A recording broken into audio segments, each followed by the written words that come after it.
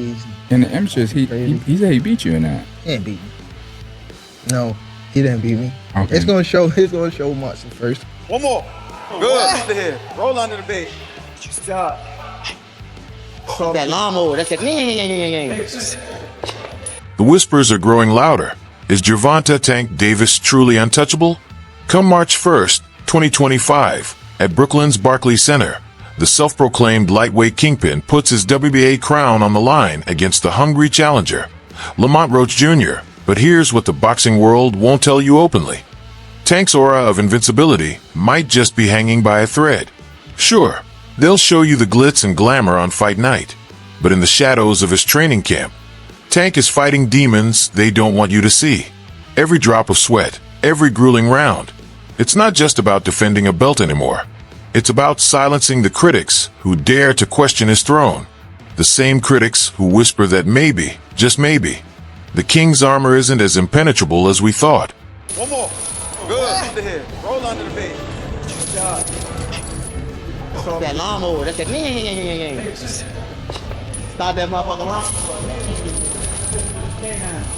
I made a decision to train in DC because, you know, I haven't been in the coldness in a minute. I haven't even trained in the coldness in a minute, so.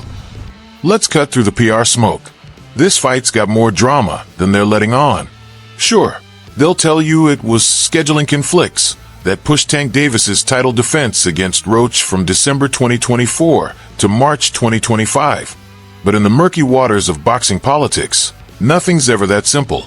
The whispers in gym corners tell a different story, one they don't want the public to hear. But here's the real kicker. Tank's team is spinning this delay like it's all part of their master plan. More time to perfect their strategy? Please. The question nobody's brave enough to ask. Why does an unbeatable champion need 3 extra months to prepare for a guy they claim isn't on his level? And then there's Lamont Roach Jr., the guy they're all writing off as just another name on Tank's resume. Moving up from super featherweight, they say he's in over his head. But look closer. While everyone's busy worshiping at Tank's altar, Roach is in the gym, carrying a chip on his shoulder the size of Brooklyn. He's been here before, underestimated, overlooked, dismissed. The boxing elite might see him as a sacrificial lamb, but those are the ones you've got to watch out for. The truth. Tank's team knows something they're not telling us. They see what we see. A hungry challenger with nothing to lose, coming for everything their golden boy has built. And in boxing, that's the most dangerous kind of opponent. Tank isn't just defending a belt. He's protecting an empire that might be more vulnerable than anyone wants to admit. Behind those gym doors, Tank Davis isn't just preparing. He's transforming into something his opponent's nightmares are made of.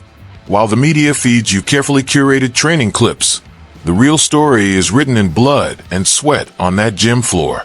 Every sunrise finds him already pounding pavement, not because it's routine, but because the fear of losing drives him harder than any alarm clock could. The sparring sessions? They're not practice fights. They're warfare. His partners leave the ring looking like they've seen a ghost, and maybe they have. That signature power isn't just gifted. It's forged through countless hours of punishing the heavy bag until his knuckles scream for mercy. But here's what they won't show you on social media. The obsessive defensive drills, because Tank knows one clean shot from Roach could shatter everything he's built. The strength training isn't about looking good for the cameras. It's about surviving a war. While Instagram shows you the flashy pad work, Tank's putting his body through hell in the weight room. 12 rounds. He's preparing for 20, because paranoia is a champion's best friend. But let's talk about what keeps him up at night. The mental game. You think meditation and breathing exercises are about finding peace? They're about controlling the demon inside that wants to take Roach's head off from the opening bell. Every night, he obsesses over fight footage. Not because he's worried, but because he's seen too many champions fall from their throne thinking they were untouchable. The truth nobody wants to admit. Tank trains like a man possessed because he knows something we don't. Maybe this hungry challenger from the lower weight class isn't the easy work everyone thinks. And in those quiet moments when the gym empties out, that thought alone drives him to punish himself. One more round, one more rep, one more mile. Because in this game, you're either the hunter or the hunted. And Tank Davis didn't come this far to become prey. needs his generals, and Tank Davis's army isn't just any collection of yes-men. It's a war council that's been crafting his reign with calculated precision. At the helm stands Barry Hunter, a battlefield commander whose reputation for breaking fighters to rebuild them stronger has earned him as many enemies as admirers. But here's what the boxing world whispers about. Hunter's methods aren't just old school. They're borderline barbaric, pushing the boundaries of what's considered acceptable training. Then there's Calvin Ford, Tank's day one strategist, the man who's been molding this weapon since before the world knew his name. Some say Ford knows Tank better than Tank knows himself, a blessing and a curse in this unforgiving sport. The real question is, can two alpha minds share the same corner without combusting? Behind the scenes lurks a shadow team of performance specialists, nutritionists who treat Tank's body like a laboratory experiment, conditioning coaches who've developed training methods that would make most fighters quit, and fight analysts who dissect opponents with almost disturbing obsession. Their methods? Let's just say they're pushing the envelope of what's conventional. The dark arts of training, this isn't your typical boxing camp. It's psychological warfare disguised as preparation.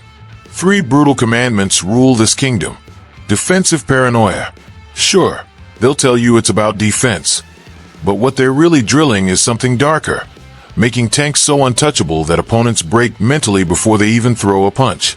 Every session is psychological torture, disguised as defensive drills. Weaponized power. Controlled aggression is the PR-friendly term. The reality? They're fine-tuning Tank into a precision-guided missile. Roach thinks he's facing a boxer. He's really stepping in with a calculated killer who's being programmed to dismantle him systematically. In human conditioning, forget about championship stamina. They're pushing Tank's body to places modern science says it shouldn't go. Fresh sparring partners tap out while Tank keeps going, leading some to question, what exactly are they doing behind those closed doors? This isn't just preparation. It's the cultivation of a fighting machine that's being engineered to make examples out of challengers. The question isn't whether Tank will win. It's whether Roach truly understands what he's walking into. Let's rip away the PR curtain and expose the raw truth about Tank Davis's camp. It's been a psychological war zone. That conveniently delayed fight date? It's been eating at him, gnawing at his psyche while he maintains this facade of calm. Anyone who's been in this sport knows extended camps are where champions crack, where the mind starts playing dangerous games. Tank's walking that razor's edge between peak condition and mental breakdown, and only his inner circle knows how close he's come to the edge. The vultures are always circling. Every Instagram post, every public appearance. The wolves of the boxing world are watching, waiting for that first sign of weakness. Tank's not just fighting Roach. He's battling an invisible enemy that follows him everywhere, whispering doubts in his ear. But here's what makes champions different. They turn that pressure into poison for their opponents. Now, let's talk about the elephant in the room. Lamont Roach Jr., the so-called technical challenger, moving up in weight. The boxing purists are drooling over his speed and skills, calling him Tank's biggest test. But in those closed-door sparring sessions, Tank's been preparing something sinister. They're not just working on controlling the pace. They're designing a systematic destruction. Every footwork drill, every combination isn't about winning rounds. It's about breaking a man's will. The game plan? It's more ruthless than they'll admit publicly.